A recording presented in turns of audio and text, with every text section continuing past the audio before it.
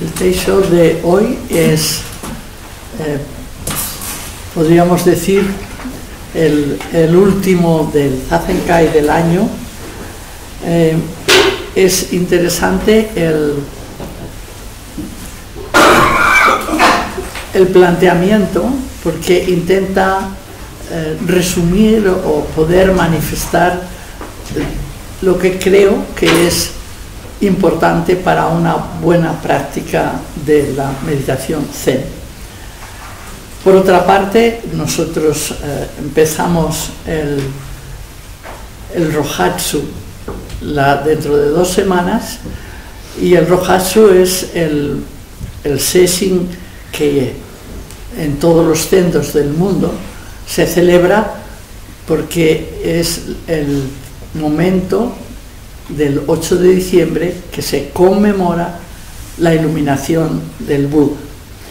En ese sentido, todas nuestras sanghas, que son muy numerosas, también lo celebran, y por esta razón quizás esta grabación, que pueda ser un teisho que ayude en general a todos los practicantes de Zen.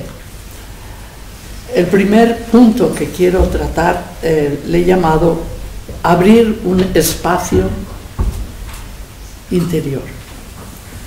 Sabemos que hay una manera, hay un camino de descubrir el funcionamiento que nos lleva a elevar nuestro nivel de conciencia. Ese elevar es descubrir el misterio que nos habita.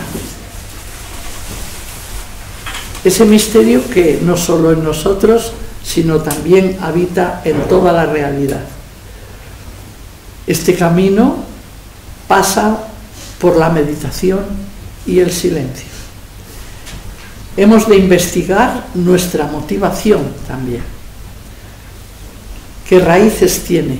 ¿En qué lugar profundo de nuestro corazón anida ese anhelo, esa motivación? Reconocer si para nosotros es necesario este compromiso con la meditación, con el silencio. Si intuimos que va a dar pleno sentido a nuestras vidas, que cada momento de nuestro vivir y de nuestro morir diario tiene ese toque de plenitud, de claridad, y en ese ámbito infinito, vacío, en ese espacio o en esa espaciosidad interior, hemos de saber preguntarnos en las horas más calladas de la noche: ¿quién soy? ¿Quién sufre? ¿Quién se angustia? Y buscar ahí en lo más profundo de nosotros mismos a ese quién. Sabemos que estas graves preguntas no tienen una respuesta, pero abren un espacio de silencio donde la verdad del ser que somos se revela. Por tanto, hemos de identificar esos momentos que aparecen como pequeñas chispas de luz de vida, y en los momentos incluso más insignificantes también. Esos momentos también tienen su luz propia, su testimonio, y pueden ser, y son de hecho, una presencia. Entonces, ¿qué pasa? Solo hay una actitud posible. El ser humano consciente, una y otra vez tenemos que rendirnos a ese ser primordial, de manera que lo que hacemos, lo que vemos, lo que sentimos, rendirse a ese fondo primordial que nos permite esa novedad de ser siendo, de continua creación.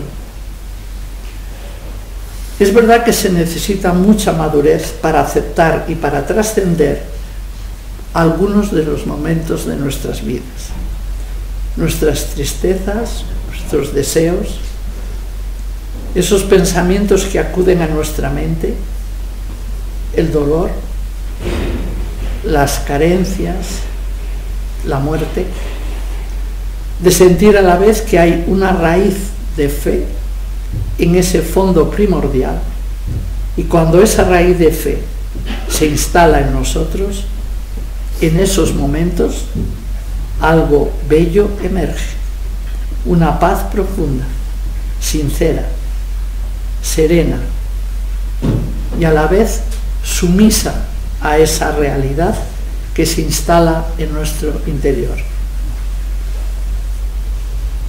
Aún así, muchas veces nos preguntamos, ¿y por qué meditar? En realidad, ¿qué es meditar? ¿Es un camino? ¿Es búsqueda de sentido? ¿Es una forma de vivir? ¿Es una apertura de la conciencia?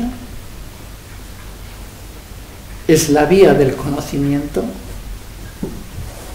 ¿Meditar es una oración?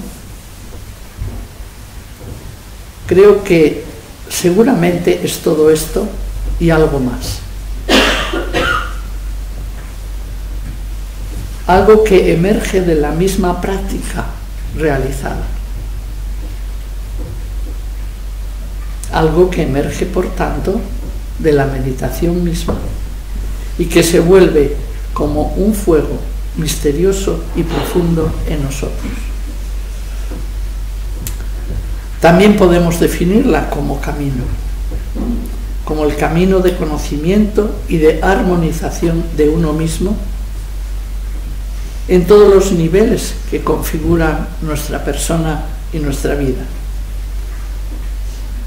Es también una fuente de felicidad. Para Benson, por ejemplo, dice que la meditación es una práctica que debe ser utilizada en el ámbito de las ciencias de la salud. Es curiosa esta palabra, ciencias de la salud, porque salud es a la vez, tiene la misma raíz de sabiduría y de sanación. Y necesitamos sabiduría y sanación. Se sabe, por tanto, que la práctica de la meditación produce frutos del orden psicológico, que hay una respuesta de relajación, que combate el estrés, que calma el cuerpo y por lo tanto promueve la sanación. Todos estos en el Zen se podrían decir son bienes colaterales. Y Benson, cuando lo documenta, que lo hace a través de la resonancia magnética cerebral, se ven estos cambios físicos que se producen gracias a la práctica meditativa. Y en la medida en que se va profundizando en la meditación, es una actividad nueva de nuestro cerebro. Los lóbulos temporal y parietal se conducen o se transforman en una gran quietud en nuestro cerebro. Y por otra parte, los lóbulos frontal y temporal liberan también el sistema límbico y armonizan la amígdala, esa responsable de nuestras emociones. Todo esto que ocurre a nivel cerebral es interesante, porque nuestro cerebro adquiere una mayor claridad, está más despierto, podríamos decir, está más receptivo, pero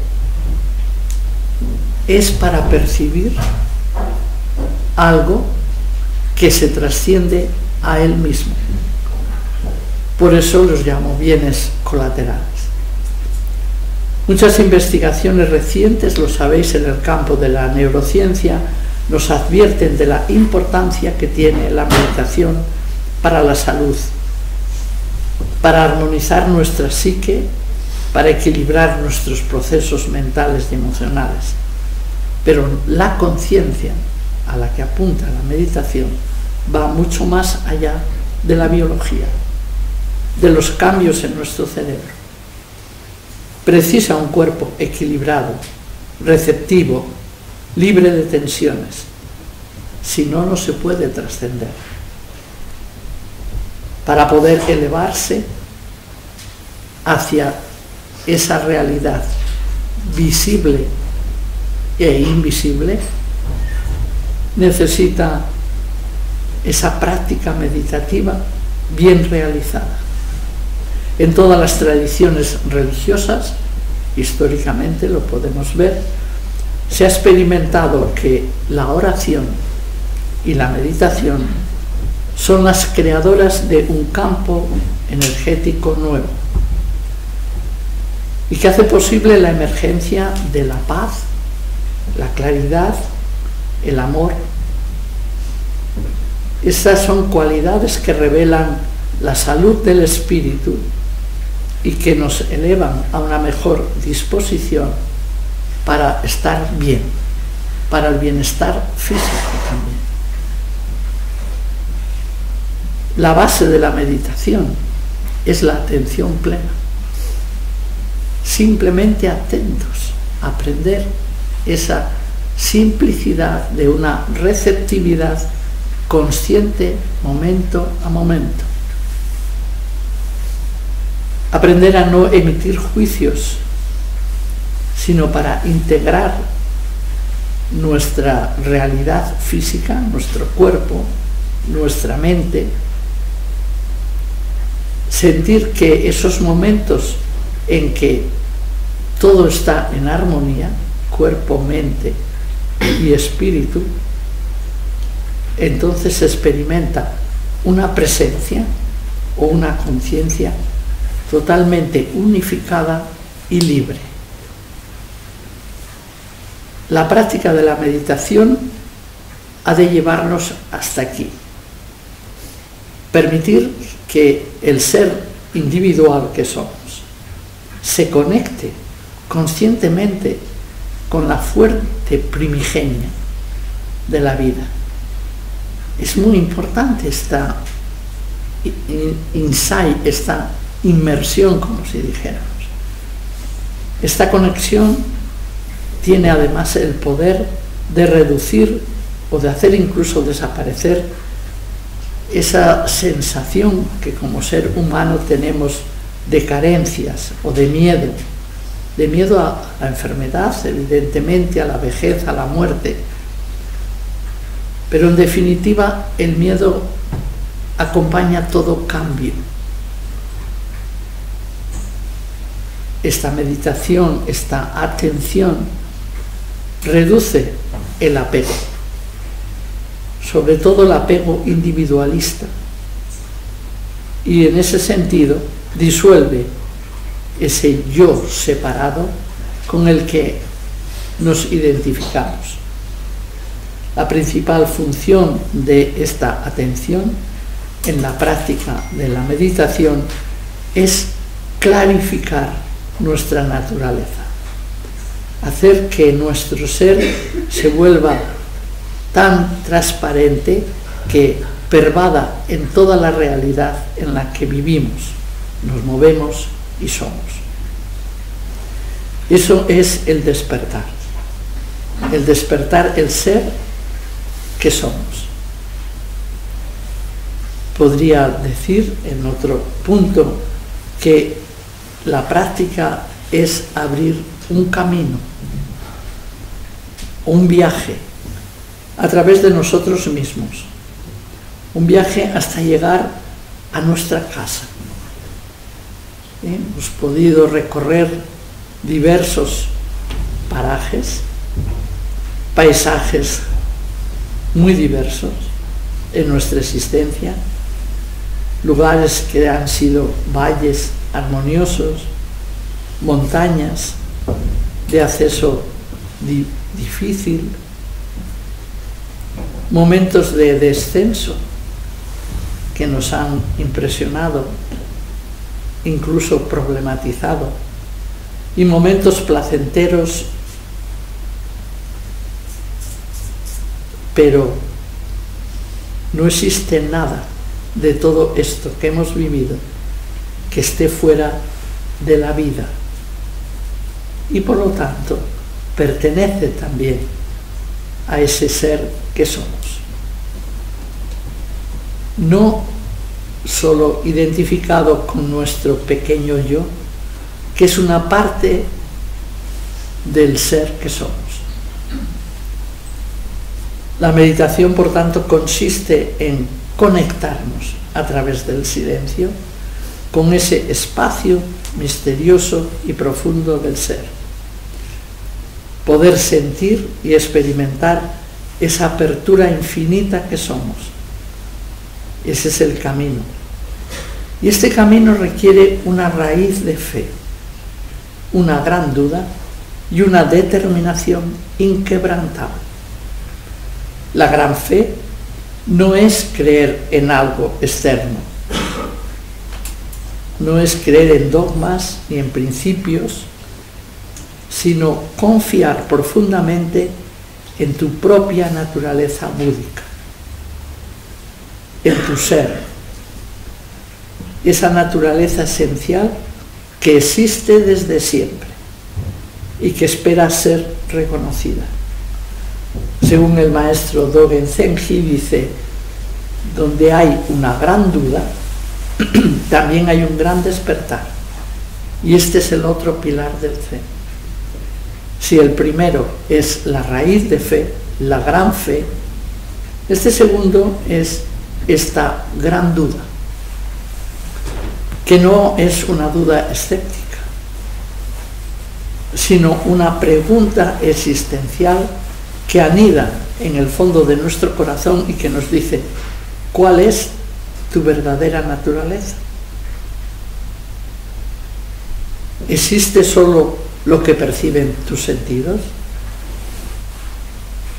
¿O hay otro nivel en la realidad que no vemos? ¿De dónde surgen nuestros pensamientos y nuestros sentimientos? Pregúntate una y otra vez, ¿quién es ese que duda? ¿Quién es esa que sufre? ¿Quién es esa que está triste? ¿Quién es? El tercer pilar es la firme determinación. Y eso implica una práctica que nos ayude a ver la naturaleza esencial en nosotros mismos y en toda la realidad, que nos impulse a percibir la unidad entre uno mismo y todas las cosas, que nos abra ese espacio vacío que es apertura infinita, a la vez que es matriz de infinitas posibilidades. Ese tercer pilar de la firme determinación implica el compromiso con nosotros mismos de una práctica bien realizada diariamente. La atención es otro punto importante.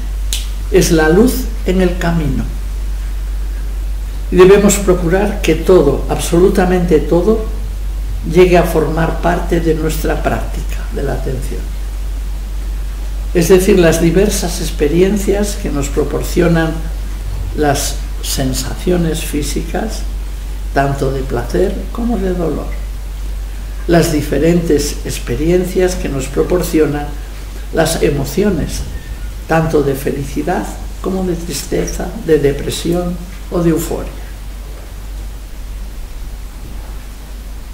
Muchas veces despiertan en nosotros un gran interés y a veces un olvido, incluso un hastío,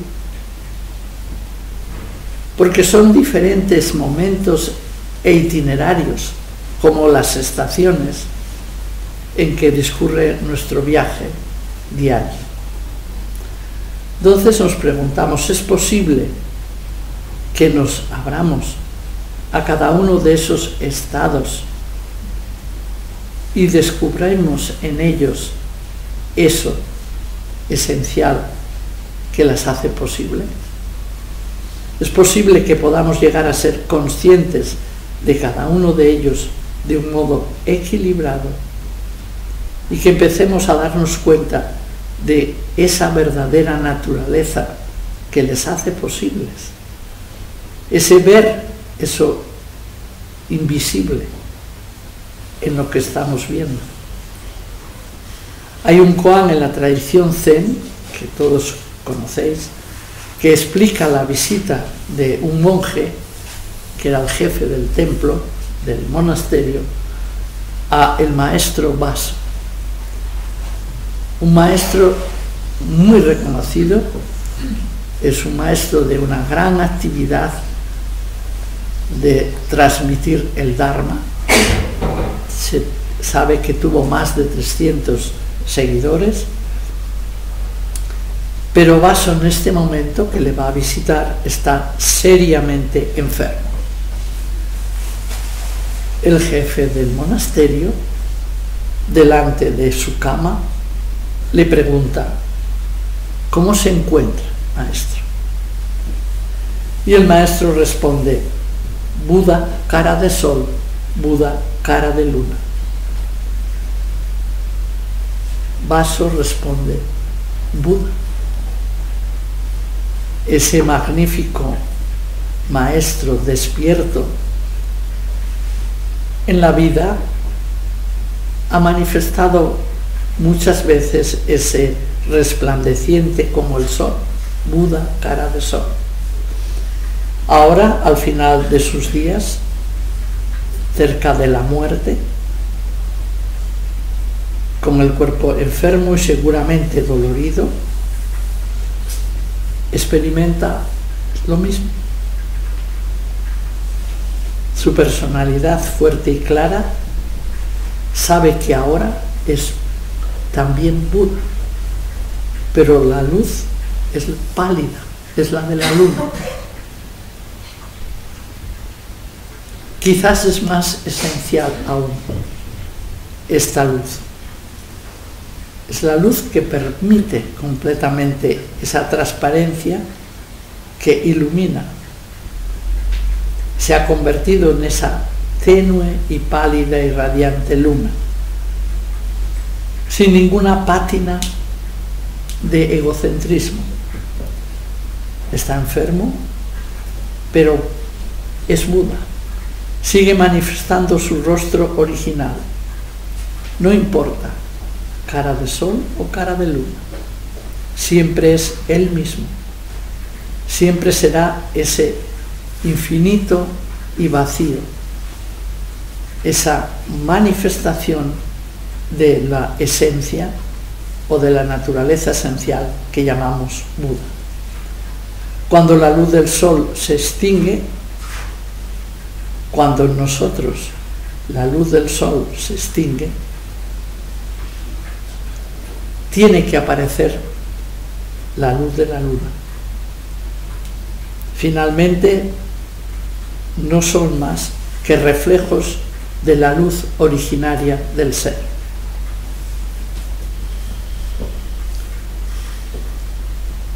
Baso, este gran maestro, vivía totalmente inmerso en esa luz.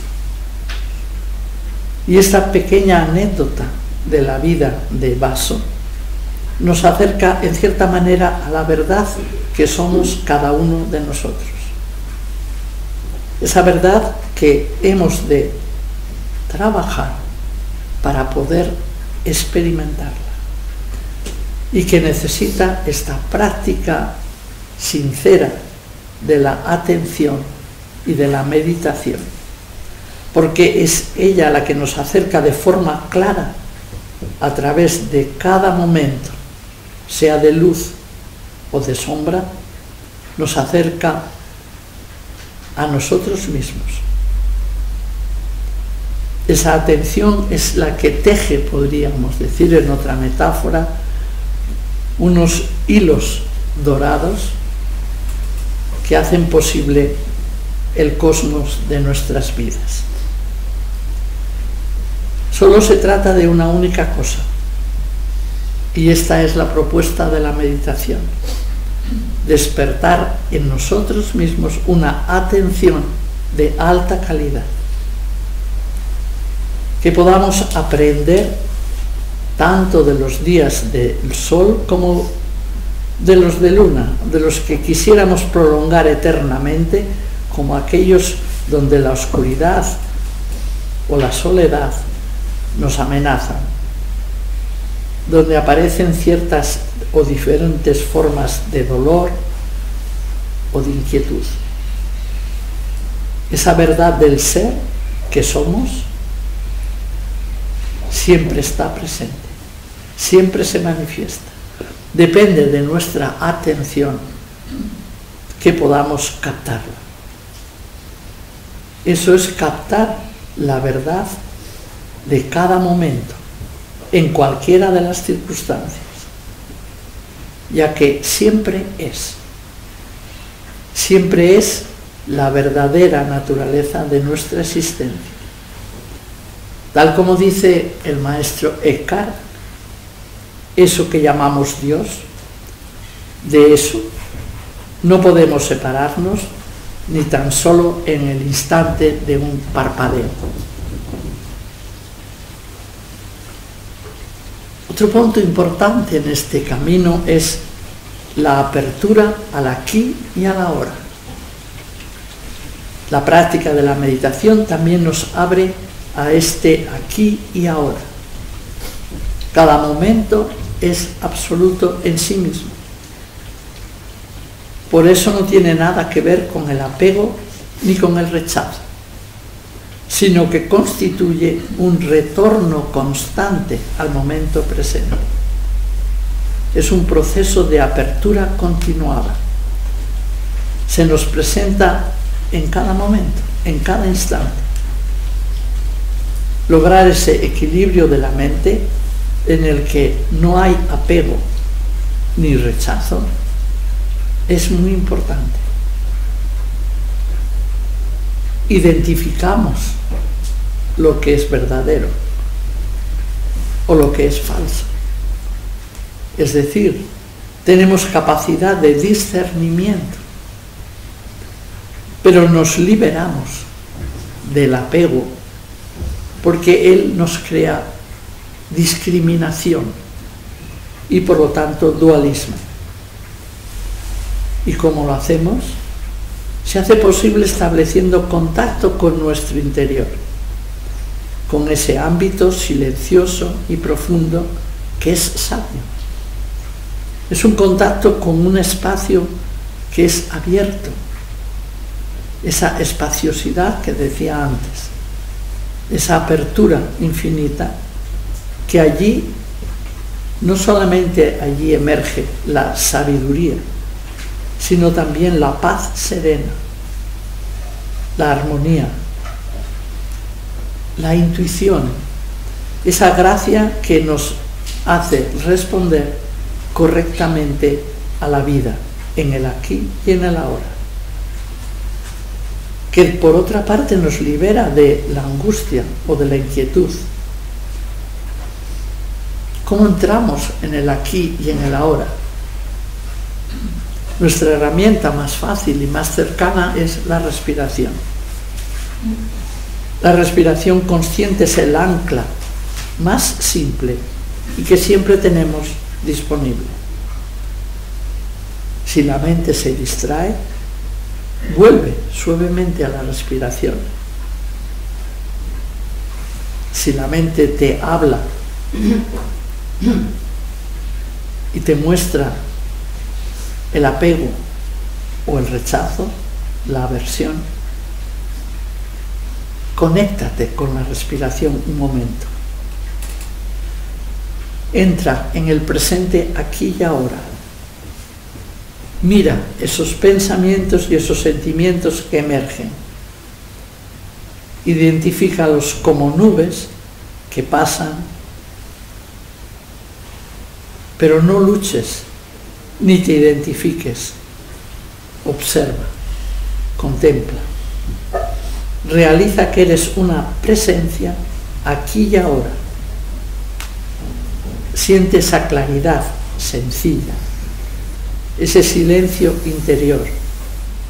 Eres esa presencia sabia y compasiva.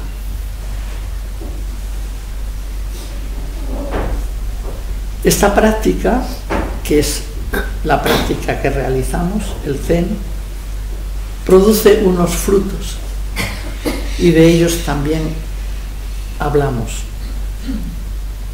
porque nos acercan a la verdadera liberación, a la sanación del alma. En la tradición Zen se habla de 3 frutos. Esos frutos que se dan en una persona que realiza la práctica de forma regular y entregada, es decir, con interés no de alcanzar nada, sino de desvelar, de sacar los velos que nos impiden ser nosotros mismos. La primera fruto se llama yoriki en el lenguaje japonés. En realidad es una energía de concienciación, lo mismo que el otro fruto, que se llama chie, es energía de intuición. Y el tercer fruto, que es el kencho, es energía de visión. Se les puede definir como unas fuerzas o una energía psíquico-espiritual, quizás podríamos decir, pero lo que es importante no es cómo las definimos, sino cómo las experimentamos y cómo contribuyen estos frutos a una salud física, psíquica y un despertar espiritual. El mismo Benson, que decía antes, dice que lo evidente es la importancia de estas experiencias para desarrollar plenamente nuestra mente-corazón, para acceder a la experiencia verdaderamente liberadora. Pensad que cuando se habla de mente-corazón en el Zen, se habla del Shin, y el Shin es ese ámbito que es inefable, que nos constituye, que es en nosotros siempre, que hace posible nuestra existencia y que es antes de nuestro nacimiento y sigue después de nuestra muerte. Por tanto, esta energía, concretamente del yoriki, nos produce en la vida cotidiana una capacidad de atención o de conciencia no dividida, no fragmentada. Es como un estado despierto y libre.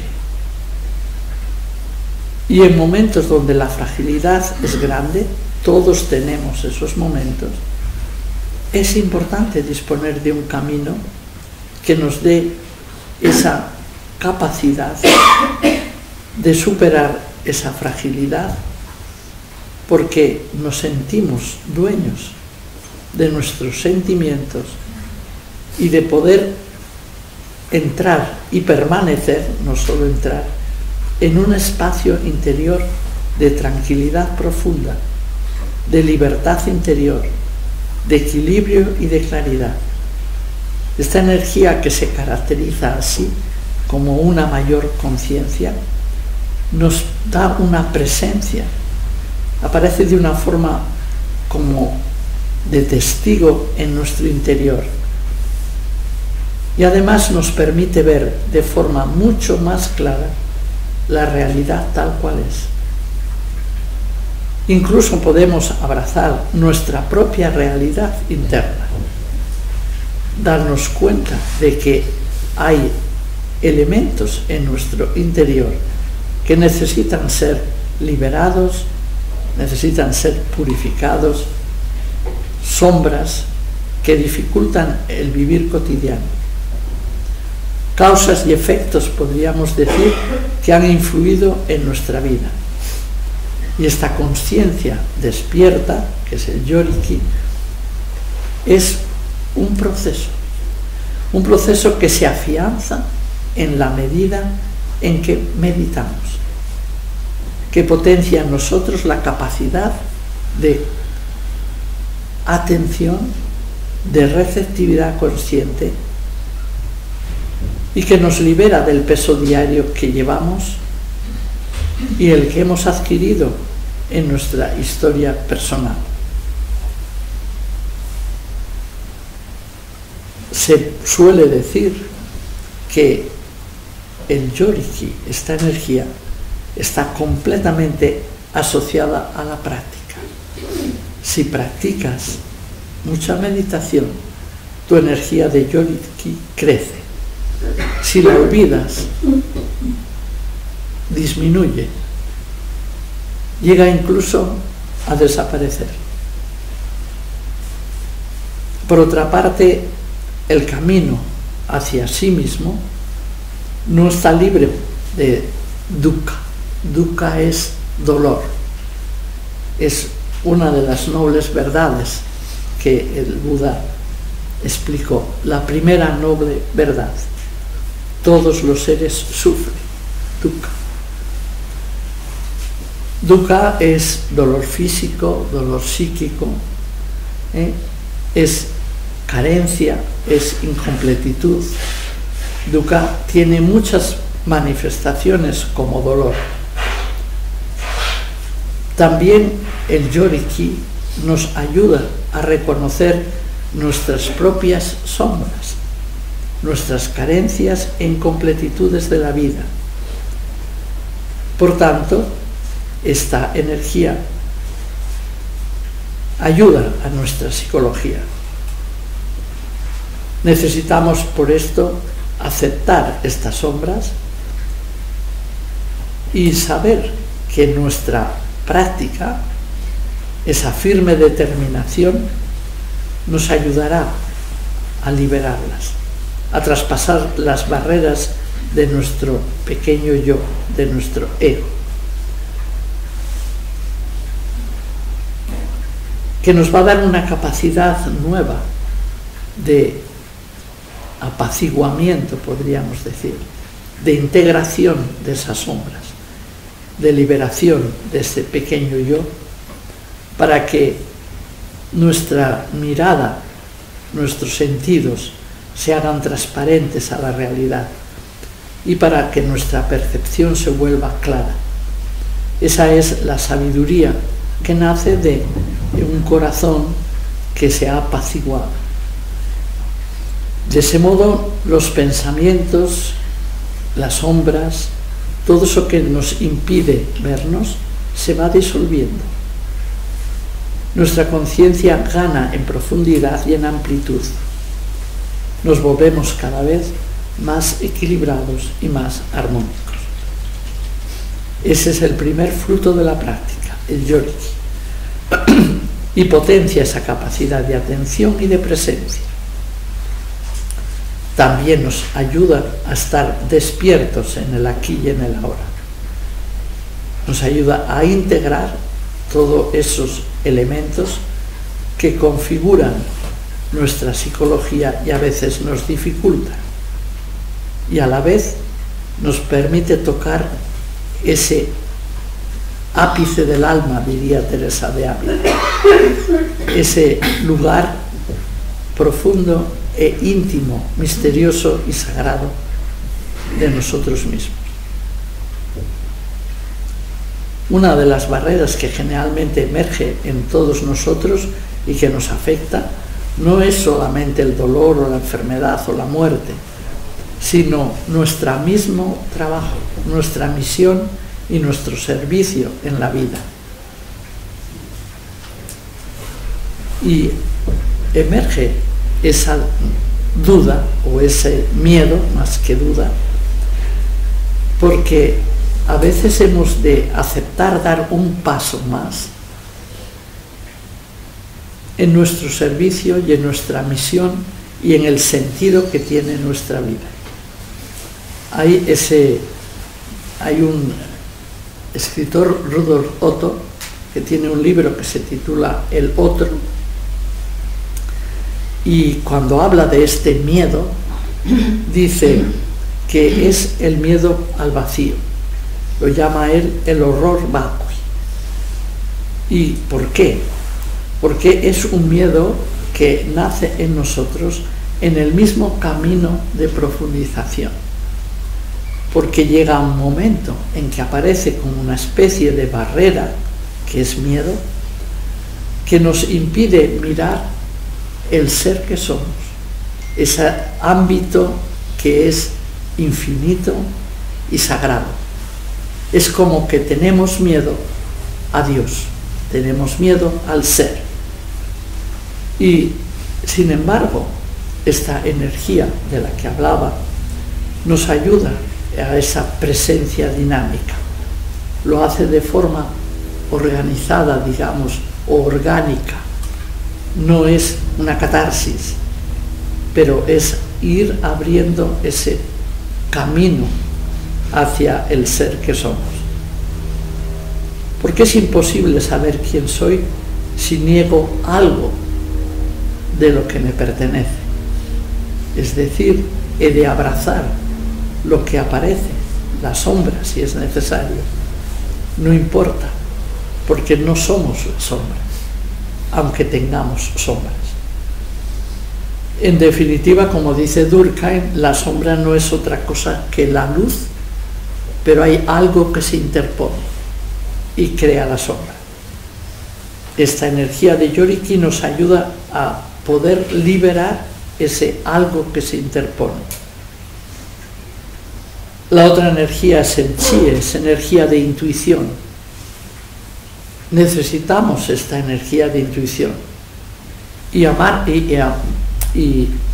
emerge de forma espontánea gracias a la misma práctica. Es un espacio continuado en nuestras vidas que no podemos definirle porque es intuitivo, o es una sabiduría, una comprensión intuitiva y global de la realidad. Y es fruto de esta práctica porque la práctica nos ayuda a tocar fondo a esa experiencia de unidad, y es desde ahí, desde ese lado, podríamos decir, invisible, de donde nace la energía de chi o de intuición. Todas las personas necesitamos esta energía porque nos permite una percepción intuitiva y profunda del ser que somos. Ueda Sisutero lo llama a este espacio donde emerge la intuición apertura infinita. Es la tierra profunda y creativa que nos permite ser. Esta intuición tiene que ver también con ese ámbito espiritual, esa dimensión absoluta y divina. Es una inmensa creatividad, es una tierra fértil, es vuelvo a decir en frase de Santa Teresa, es el ápice del alma. Y de ahí, de ese lado, de esa profundidad, es donde emergen las intuiciones. Es como que cristalizan en lo invisible y se manifiestan en lo visible. También podríamos decir con frases de Teresa que es el hondón del alma, la tierra espiritual y fértil de nuestra naturaleza esencial. Pero, ¿cómo entramos en contacto con esa tierra fértil? Simplemente la práctica es la que nos abre ese espacio. A esa tierra fértil solo hay el camino de la meditación, del silencio, de la quietud. Cuando hablamos de la tercera fruto, del Kencho, podríamos decir la experiencia de nodos, de no dualidad.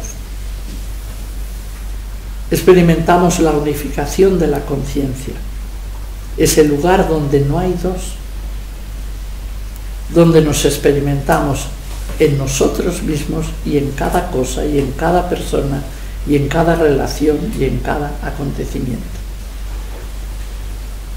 Es aquí donde la muerte pierde su victoria, podríamos decir. Es la práctica, vuelvo a decir, la que expresa esa experiencia de no dualidad. Es como si dijera, si yo estoy aquí sentado, sentada, y Dios está ahí delante de mí, eso no es una verdadera meditación. Pero si yo estoy aquí sentada y mi práctica y mi actuación es de apertura infinita, Dios no está en otro lugar más que aquí mismo. El camino espiritual se ha de superar todo dualismo. La experiencia profunda nos lleva a la ausencia de separación entre yo, Dios o yo y la naturaleza esencial o búdica. Como dice el maestro Ezca, Dios cuida de mí tanto como yo cuido de él. ¿Cuál es la diferencia?, se pregunta. Esa es la experiencia de visión. Eso es lo que se llama también Kencho. Experiencia de no dualidad. Esa realidad del ser no está fuera de nosotros mismos. No podemos separarnos de ella ni tan solo en el instante de un parpadeo. Dice un poema que acompaña un koan: con iluminación todas las cosas son de la misma familia, pero sin iluminación todas las cosas son diferentes, incluso opuestas. Para acabar este resumen, digamos, leo uno de los poemas que acompañan un koan de Mumonkan, que manifiesta esa realidad en la naturaleza, en el tal cual son, ese equilibrio de ver la talidad, el tal cual es, en la manifestación de esa realidad.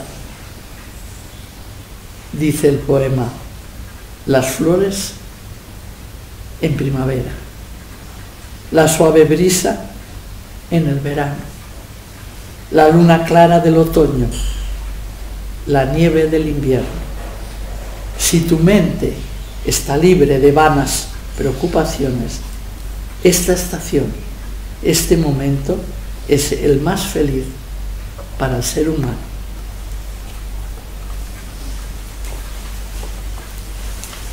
Acabamos recitando los 4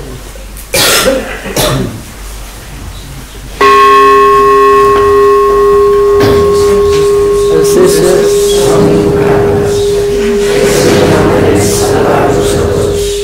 los pensamientos y sentimientos de los olhos son ilimitados. Es una manera de crear de todos. Las portas del Dharma son incontables. Es una manera de crearlas todas.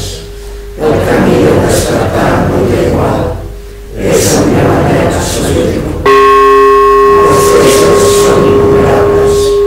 Es una manera de salvarlos a todos. Los pensamientos y sentimientos ilusorios son ilimitados. Es una manera de liberarme de todos. Las portas del Dharma son incontables. Es una manera de aprenderlas todas. El camino de despertar no es igual. Es una manera solídica.